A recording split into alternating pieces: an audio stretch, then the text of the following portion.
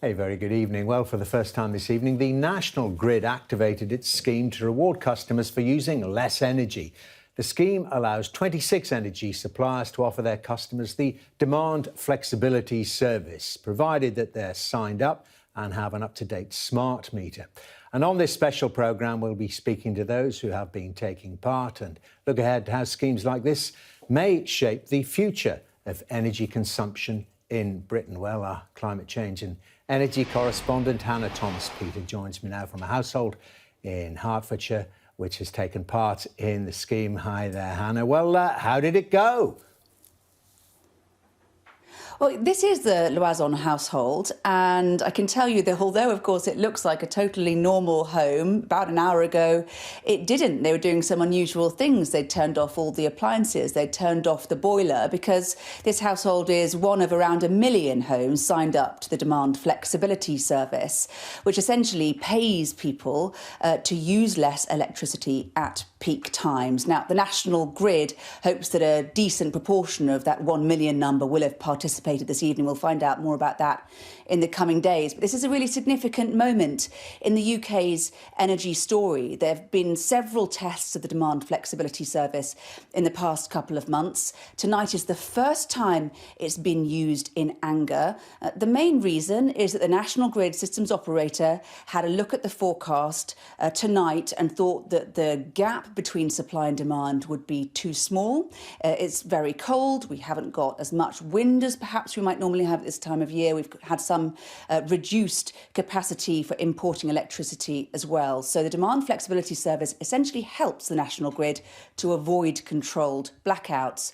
But this is about more than just keeping the lights on. This is about preparing for a future. This is about preparing for a future where our world is increasingly electrified, where we have electrified heating systems in our home and we drive electric vehicles, and where increasingly consumers are going to have to be, and perhaps even want to be, more flexible and savvy about how they consume electricity. So the demand flexibility service is a step forward on that journey. I was here in this home when they were participating in that service, and here's how it went.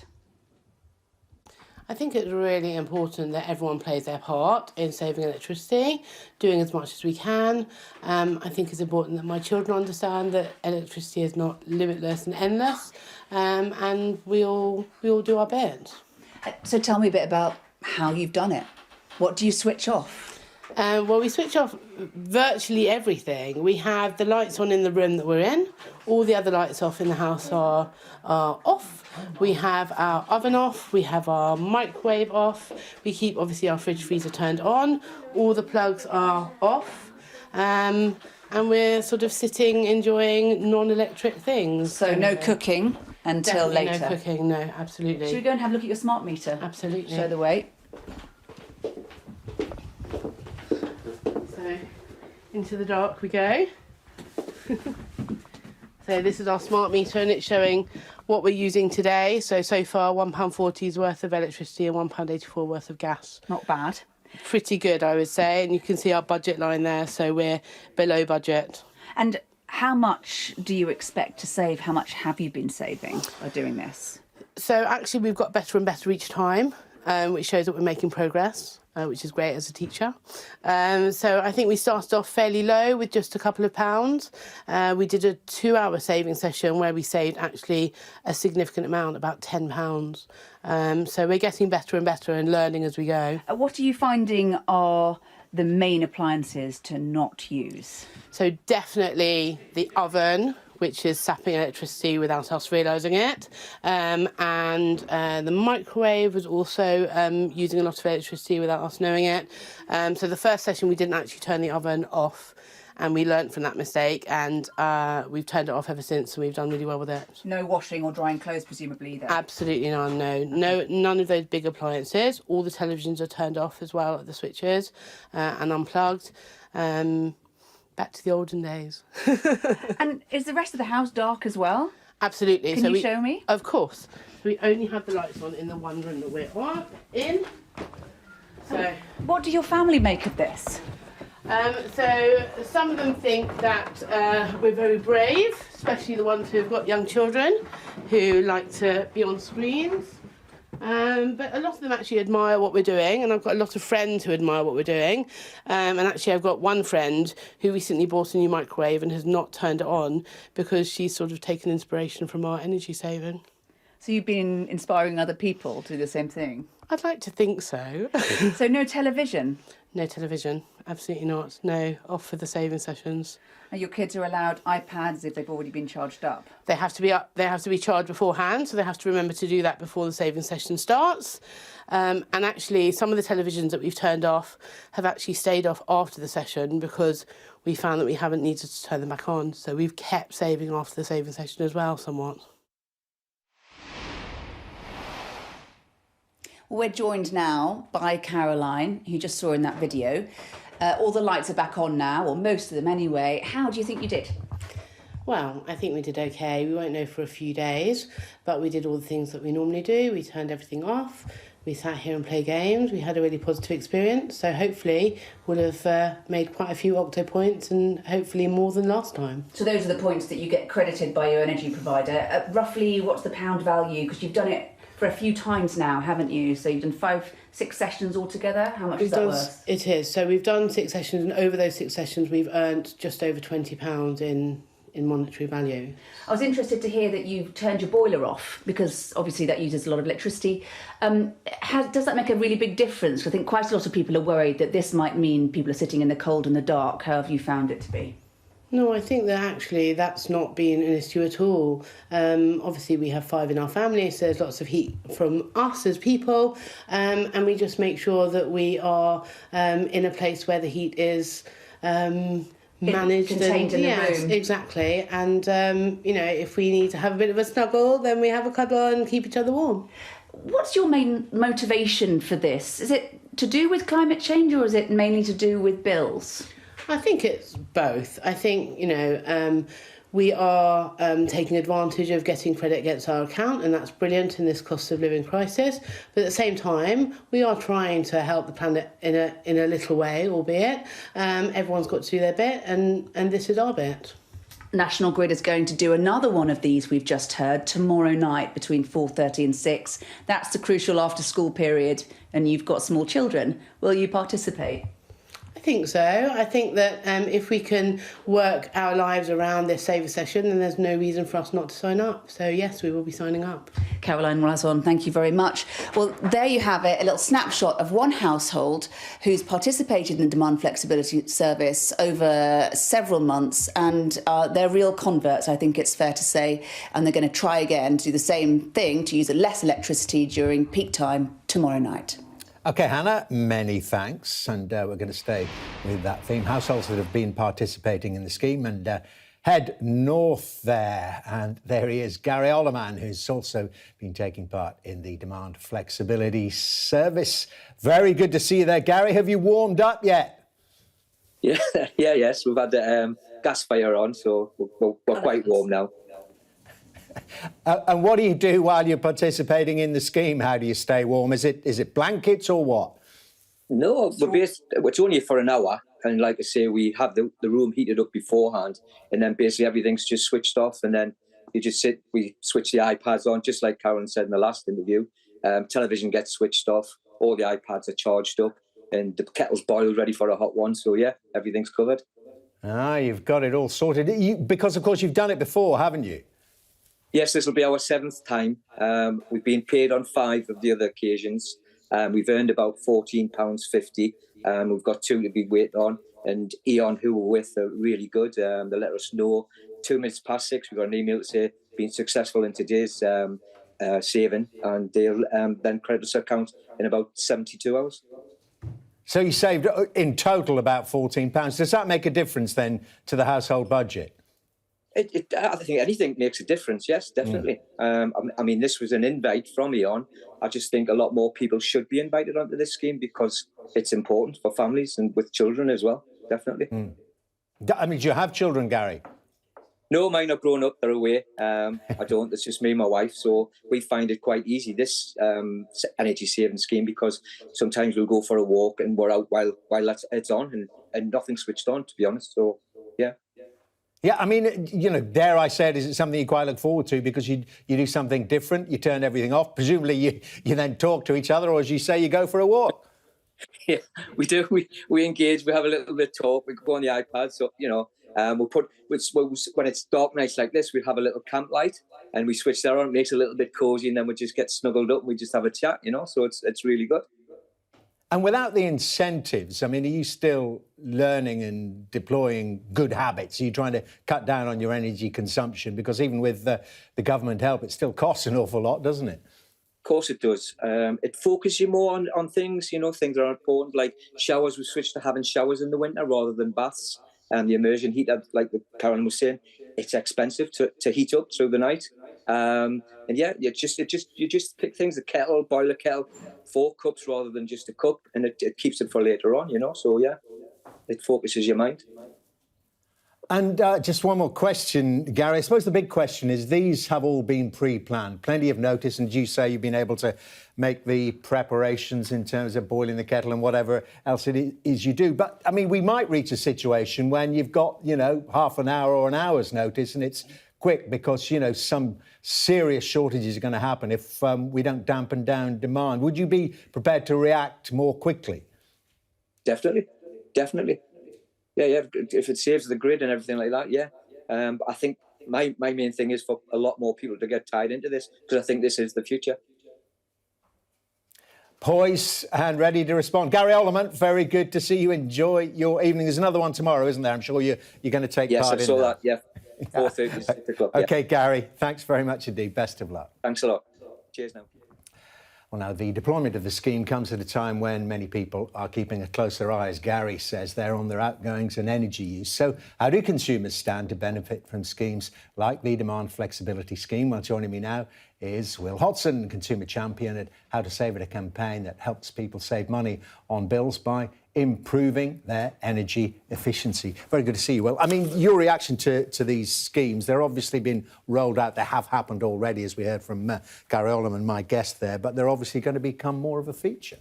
Absolutely. I think doing this well is going to be part of the job description for future energy companies. It seems like it's a very clever idea, but as a matter of fact, people remember time of use tariffs, Eco 7. The truth is, energy is cheaper to generate at certain times of day, so it should be cheaper to use at certain times of day as well. And do you think then people are, as Gary Ollerman was saying there, even without the incentive, learning good habits? Because the less you use, even when you're not getting a discount or an incentive to do it, the more you save, obviously. They absolutely are. And it goes back to basics. It's about getting your habits right first. Getting the right habits costs nothing. But longer term, to reduce our bills, you need to actually get to beyond the habits and actually start to make those modifications to your house. And after that, you look at your heating devices. But that's where you need government help as well. So I think we're entering this era where we're asking everyone to do their bit, but companies and government have got to be smart enough to know that people are going to say, I want to do my bit, but what's in it for me? What about, though, I mean, the last Prime Minister wasn't too keen on government information schemes to encourage people and just give people simple tips. He thought, there are some sections of government that think, well, that's nanny statism. It may be, but does it make sense to you? I think there's no time for dogma in the energy situation that we're in now. You can have your age-old principles, but in age-old, times ago, you didn't have the government effectively paying half of every energy bill in the land. That was more or less the situation that the energy price guarantee put the British taxpayer in. And I think it's incumbent on government, once you've said we're going to bear the brunt of bills up and down the land, to at least show us how we might use a little bit less energy. Not only does it save us money as bill payers, it can end up saving taxpayers, the British government, billions of pounds as well. Well, let's grade them up then. I mean, what are the simple things people can do? And do they really save much money, turning the old light off or turning off appliances that are on standby? Again, let's start with habits, then you move on to home. With habits, there are things like switching stuff off at the wall if you possibly can. Turning your thermostat down by 1 degree can save you hundreds of pounds over a year. Then basic efficiency things that one's grandparents could have taught you, right? Only use the washing machine when it's full. Only boil a kettle when it's full. Only set off the washing machine when it's full. So much for habits. But really to bring down your bills, you need to look at what your home is contributing. Now, Dermot, I've got to tell you, Britain has got the oldest housing stock in Europe. And we can be proud of having built homes that were made to last, but... Well, previous generations built them. That's it, and we can be happy about them, proud of them. It's part of our architectural heritage. However, they are the draftiest homes in Europe. They cost the most to heat. And the fact is, Britain is overdue a national insulation scheme. I would encourage anyone out there who's feeling a bit of heat, going through the windows, going through the ceiling, to get in touch with their energy company, who has an obligation no less, to help vast millions of households to insulate their homes better.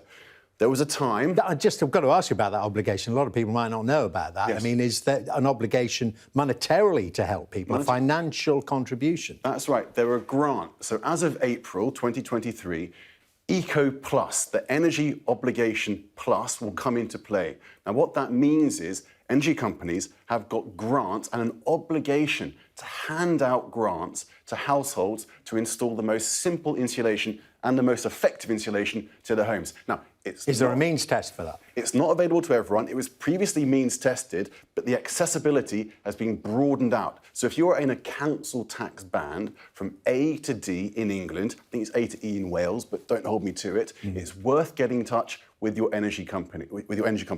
They might give you free insulation that ends up saving you hundreds of pounds per year. Well, that really does need more publicity, doesn't it? Well, absolutely. You might say, Dermot, that putting energy companies who rely on selling units of energy in charge of energy efficiency rollout is a bit like putting turkeys in charge of rolling out Christmas. But get in touch. I don't want to start a conspiracy theory. Get in touch, and they can probably help you in a big way. I mean, from what you're saying there, the campaign group Insulate Britain are not wrong. People may disagree with their tactics, but they're not wrong, are they? I mean, if there were a mass campaign to do that, it would generate huge savings in terms of electricity and, of course, create jobs. Yeah. I mean, you can have a debate about where it's right to sit down in a road in front of oncoming traffic, but I don't think there's any debate at all about the desirability of installing insulation, which is going to reduce your bills, reduce your carbon emissions, and possibly create jobs in parts of the country where it's badly needed as well. I think that's something that we, as a country, should get behind. Last question then about, boilers and heat pumps. We've gone from the one end of the scale right the way to the top. If all the inefficient gas boilers were to be replaced, that would cost billions, I imagine. That's right. And I mean, the government's got a scheme in place to do that boiler upgrade scheme. I think we shouldn't be putting too much focus on that. Again, we are on a journey. It starts with habits, then it goes to insulating your home. Once you've got a more energy efficient home, you're going to take that final step towards getting an air source heat pump, which is going to be a much cheaper way to keep yourself warm for the winter. OK, well, Will Hodson, very good to get your tips and your analysis. Thank you very, very much indeed. Very good to see you for this special Sky News Tonight programme on energy. Well, the National Grid had previously come close to activating the demand flexibility service during last month's cold spell. But the decision to use the scheme today and tomorrow comes not necessarily as a result of cold weather, but actually from problems being faced elsewhere. Our science correspondent, Thomas Moore, now explains. This has been the biggest energy crunch so far this winter, with electricity supply meeting demand only through extraordinary measures. By paying consumers to reduce their consumption, National Grid hope to reduce demand across the country by 337 megawatts. That's about a third of the output of a gas power station. So it's not much, but it's enough to get the country through anticipated peak demand between 5 and 6 p.m. So let's look at the situation at 5:30 then. Well, the UK was using just over 45 gigawatts of electricity. 55% was coming from gas and coal and 24% from renewables and nuclear. Now, that's not that unusual, and weather can't take all of the blame. It's cold, but not that cold. In fact, Scotland is relatively mild. It's certainly nothing like the freezing conditions before Christmas. It's also windier now than it was in the last cold spell. These stronger winds, shown in green and yellow, are helping to generate just under 6 gigawatts of electricity from wind farms in the North Sea. On December the 12th, wind generation was around 1.25. So it's not as cold as it has been this winter, and our turbines are turning. So what is going on then? Well, energy analysts say it has a lot to do with the situation in France. At the start of the month, 15 of its 56 nuclear reactors were shut down for repairs. They would normally be a reliable source of electricity that the UK could import through cables under the Channel. So electricity supply is tight and companies are competing for whatever they can get. You can see that in the market price. For much of the day, the wholesale cost has been around £130 a megawatt hour. At times of high demand, at breakfast, early afternoon and the evening, the cost more than doubled. But the National Grid wasn't sure there would be enough electricity available during the Monday peak, even at a high price. And that's why it has, for the first time, paid consumers to reduce demand. Well, let's discuss in more depth now some of the issues there that Thomas was analysing for us. I'm joined now by some guests to discuss the future of what energy looks like in the UK, including the founder and chief executive of Utilita Energy, Bill Bullen, and the former advisor on energy policy to Gordon Brown, Nick Butler. Very good to see you, gentlemen. And if we could start with you, Nick Butler. Nick, what do you make of this scheme then? Or schemes, I should say. It's not the first time, and we know there's going to be another one tomorrow. I think it's a very good scheme. I think National Grid are doing exactly the right thing. My worry would be doing it for 1 million households is not enough. If we're going to have a really difficult period now, and I think we might, I think the weather is colder across Europe than it is in the UK tonight, and therefore there's a pull of demand for power. Germany is very cold this evening, and I think that if that continues through this week, that's going to be difficult, which is, I presume, why National Grid are testing this scheme today and tomorrow. There's also a risk that the wind, as you said, might not blow quite as much as we need it to blow. And we don't know, the key variable is what the Russians do next. We are still importing gas from Russia, and Mr. Putin therefore has the ability to cut off supplies into Europe. And the problem for the UK is that we don't have stocks. Germany and France have 25% of their annual consumption as stocks, which they can use in times of shortage. We have just 1%. Yeah. And I think that while these good people who you showed are doing the right thing and National Grid is doing the right thing, there's still a bigger problem behind this. Might not be enough. OK, I just want to get the opening thoughts of Bill Bullen on that. Then on the schemes, first of all, do you think they are almost certainly the shape of things to come? Yeah, I would say I would agree with that. We actually didn't take part in the NGC scheme. We set up our own scheme. The key concern we had was whether or not the financial incentives were going to be big enough for people to take action. I think NGC obviously proved that actually in some cases certainly you don't need such a huge financial incentive. And I think what everybody's going to be doing now is starting to gear themselves up for next winter. And we're going to see a lot more of this kind of activity going on. Certainly, our trial, which we did, by ourselves, was very successful. Consumers definitely responded to the price signals, and we're definitely going to expand it. And I think all the suppliers that have been involved in the NGC scheme will be in the same place. OK, that's an interesting point you make, Mr. Bullen, about next winter as well. I'm joined now by John Stern from the Oxford Institute for Energy Studies, has made it into the studio with us. And, your reflections on these schemes, these consumer-facing schemes, and that point that Bill Bullen is making. We're all focused, obviously, on the here and now, on this winter, but this is a structural, a long-term issue. It is a long-term issue, but probably with the way the energy market's shaping up, this winter and next winter are going to be the crucial ones. If we can get past winter 2023-24, you wouldn't be completely complacent after that, but you say things should get easier. But yes, these schemes are the way of things to come.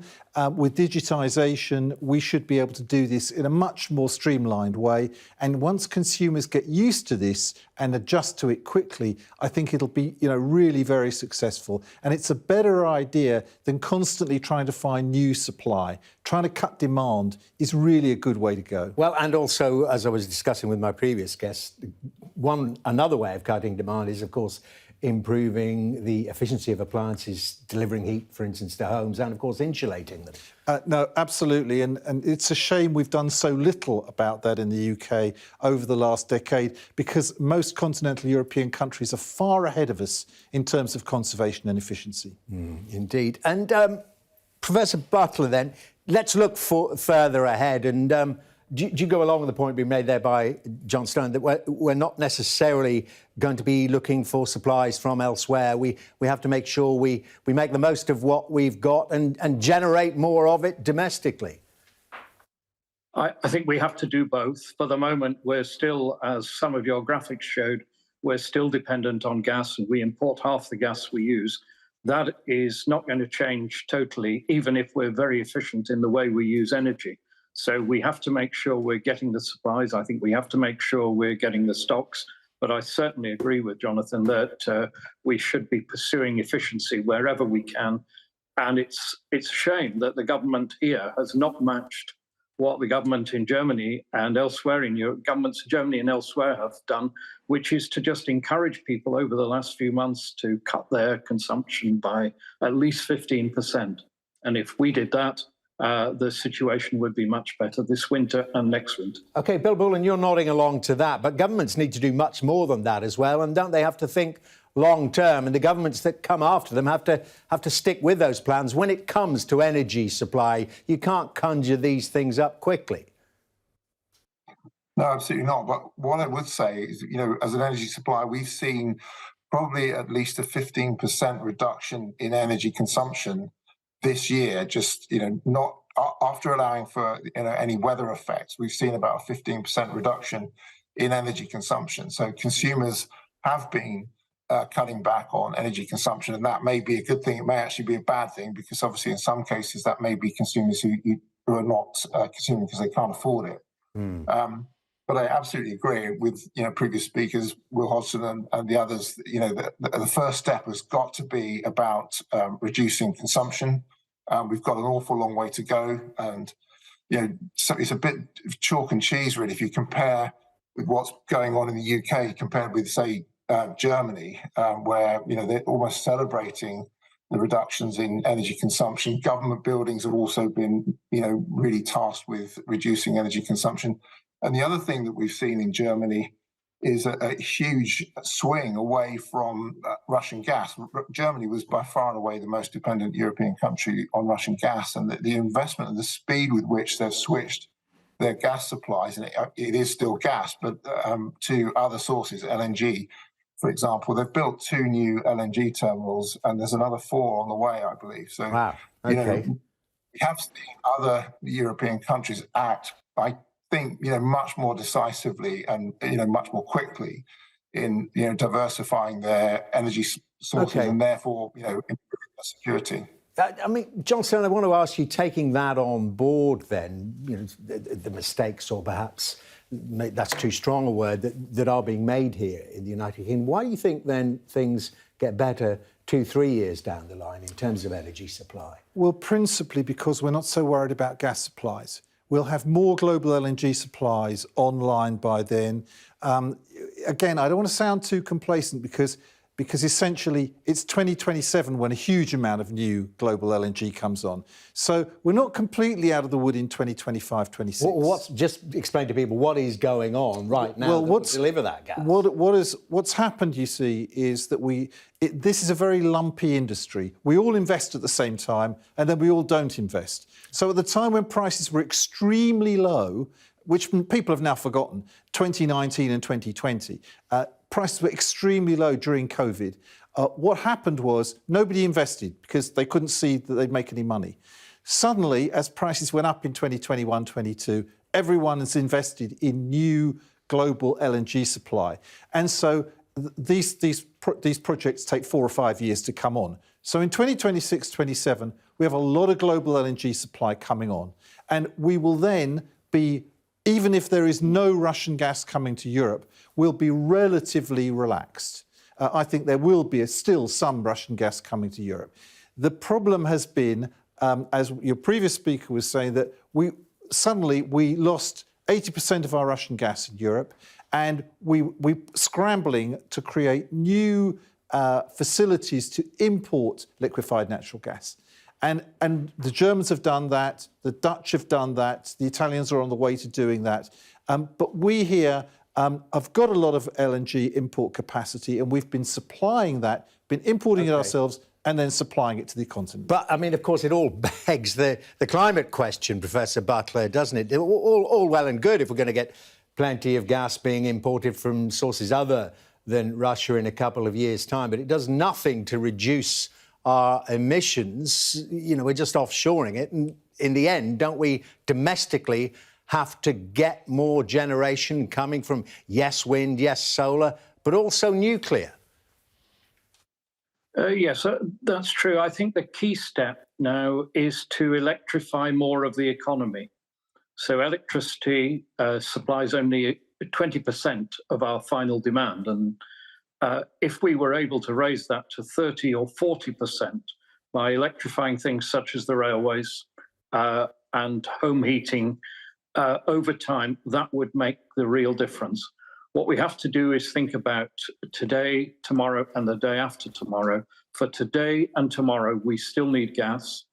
We should make sure we have it. We should use it as efficiently as possible. And in parallel with that, we should be planning a move away from gas over 5, 10, 15 years. But can I just ask you, I mean, with that electrification programme you recommend, of course, that then increases demand yet again. Where's it going to come from? Oh, I think over time you can move to renewables, and eventually we might have some new nuclear. But I think the energy mix in this country changes gradually. It doesn't change overnight. We are still going to need gas for the foreseeable future. Bill Bullen, is that your analysis? Yeah, I would agree with that. I mean, the challenge really is how we electrify transport and home heating. Those are the big areas. But obviously, if everybody was driving an electric car, then domestic electricity consumption is going to be massively higher. So, you know, we have to invest, you know, right across the board. It's not just in new power sources, but it's also in the wires that are connecting people's homes to the grid. There's an awful lot of investment, and my concern, to be honest with you, is how are we going to pay for that? Because at the moment, you know, we've got a regulator that doesn't want to see energy prices going up. We've got a chancellor who doesn't want to see taxes going up, and we've got a money market that doesn't seem to want to lend us any money. So, you know, there's a real challenge here for the UK economy to get down this pathway to net zero, and we've got to somehow crack the way that we're going to fund it.